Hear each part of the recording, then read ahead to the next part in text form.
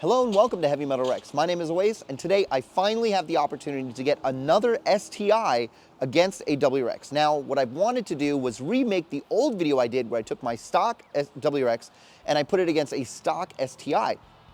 Now, it was never about which was faster, and Subaru never meant to replace the STI with a WRX, and I've been saying that so much. But this one video has caused me a lot of controversy because, you know, if you have an STI, obviously you feel like you paid a premium to have that power and to have whatever it is that comes along with an STI. And sometimes you guys kind of look down on WRXs, and you have been for a while, and that's kind of a bad character flaw. So this time, unfortunately, the STI that I got is not a completely stock STI. I believe it is running the Cobb Stage 1, but this data is still going to be very important because, you know, it doesn't really matter if it's a head, it matters by how much. And we can go back and look at the old STI video I made and actually do a comparison and see how close it actually was. Now, I've always said that, again, it's not about ego racing, it is only for science. This car, the WRX, it actually does have some, obviously it's not stock when it comes to, I believe it has an axle back. The STI actually only has a catback on it, and it does have the Cobb Stage 1 and nothing else. So, like, there's no other hard parts on these cars, no other performance gains on them. I'm really excited to see exactly how it goes. Now, we have 4 drivers tonight, so we might actually be able to do some driver swapping, which I think will be fun, add more data points. So let's go check out the cars.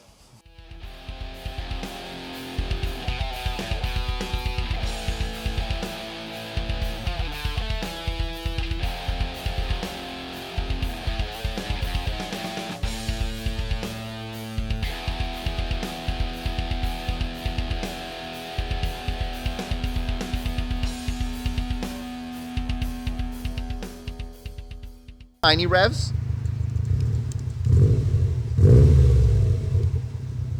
Yeah, I can hear it. That sounds good. I mean, it's still burbly. It still is a different sound. It doesn't hit the same. It doesn't. Give me a couple little baby revs. It's different. I like.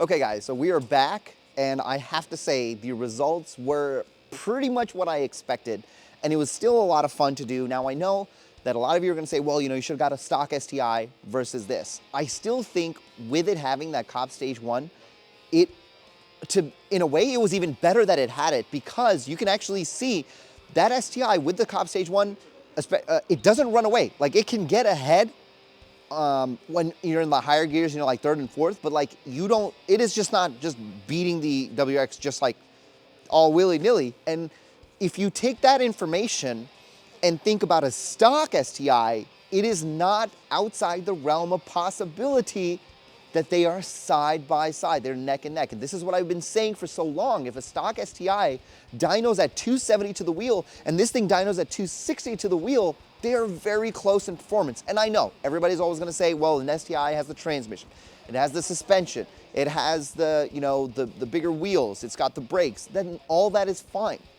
But this, again, wasn't supposed to replace the STI. The performance cannot be denied. And I really need all of you guys that have STIs today.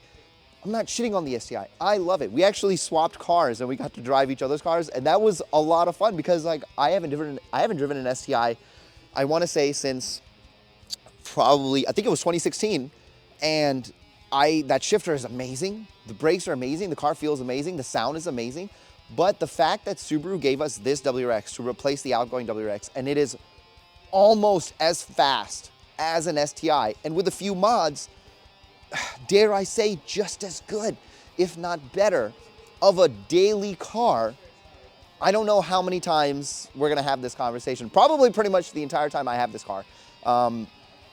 It's just, it always surprises me when this goes against an STI because, you know, if a stock VA WRX goes against a stock VA STI, that WRX is gonna lose, period. So the differences between the two cars, I mean, you cannot deny the STI. That's a hell of a car, man. It's a hell of a car. It feels so solid. And like going back into my car, I'm like, man, this feels like not solid. Were you surprised that you were able to at least like keep up? I mean, those pulls. Yeah, I mean, happening was like whoever kind of got on the jump got ahead. That's what it felt like. Yeah. But that's the mark of like two cars that are so close. Yeah. In speed. Yeah. What were you expecting when we first started out doing this? I wasn't really expecting much. I was expecting to at least, you know, hang in there, and I did. So I'm happy. I'm happy with the results. Yeah. I'll tell you one thing. I don't know. Maybe it's just a placebo effect, but being in the STI, it felt like the faster car. Like it felt like a faster car, but yeah, it was the downforce for sure. But no, like these two cars, they're really good. You can't really go wrong with either of them. So what you're telling me is, if somebody offered you the I'm going to ask you, if somebody said, would you get a WRX VB or would you get an STI, what would you get? I'd probably stick with the VB just because I feel like there's a lot more stuff that needs to be done to this car. And like, I don't know, I just enjoy like throwing parts and doing mods to it. So I'd probably pick the VB just because then I can put more of my own touch to it.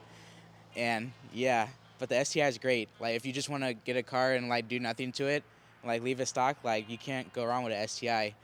That it could be like they weren't influencing each other. Sam, so you first drove the STI. Yep. And then you also drove that WRX. Yep. What'd you think? I will say for the WRX, thinking about it as a daily driver, that car is fantastic. It still feels plenty powerful. It was a ton of fun to get to drive it on the highway. For a daily, that thing was fantastic. But I am dumb and a glutton for punishment, so I love my STI. But this is, if you want anything current, this is a fantastic option. Seriously. It's always nice to hear objective reasoning from an STI owner, because online we don't hear that. We hear very subjective stuff. Yeah. He sucks ass. That's pretty much sums it up. That sums it up. All right, Lauren, you drove both cars as well. Mm-hmm. What do you think? So I'm obviously going to prefer my STI, but having driven both, the Rex is going to be great for people who want to get started, are great for people who want to have a reliable daily that has a good power band. It feels a lot lighter than the STI on the road, but that's fine. What I enjoy about the Rex is it feels familiar when you're getting to it. It gives you what you're expecting. The STI is its own experience. It really is. And I don't think Subaru went out to replace that. And that's what I think a lot of STI owners don't understand. It's fun to do the comparison, but even I would never replace an STI with a WRX. That was not the point. Exactly. So we'll just have to see when the STI comes out. Yep. All right, guys, that was a lot of fun. I'm really excited. I was really excited to have more than just 2 people here tonight because I like the free exchange of ideas and opinions, and especially having people who, again, have owned other WRXs or other Subarus and, you know, have objective opinions instead of just like, you know, VB sucks ass, blah, blah, blah, whatever, you know. Anyway, I hope you guys enjoyed the video. I hope it was informative, and I will see you guys in the next one. Before you go, if you like this video, please consider subscribing to the channel. Hitting that subscribe button costs you guys nothing, and it gains me everything. I try to provide as much entertainment and information as possible, whether you're looking at my racing series, Vehicular Acceleration Testing, or you're looking at Tuner Talk, which is actually a great series for newcomers and veterans. My only goal is to try to make the VB community better, and I can't do that without your help. Thank you.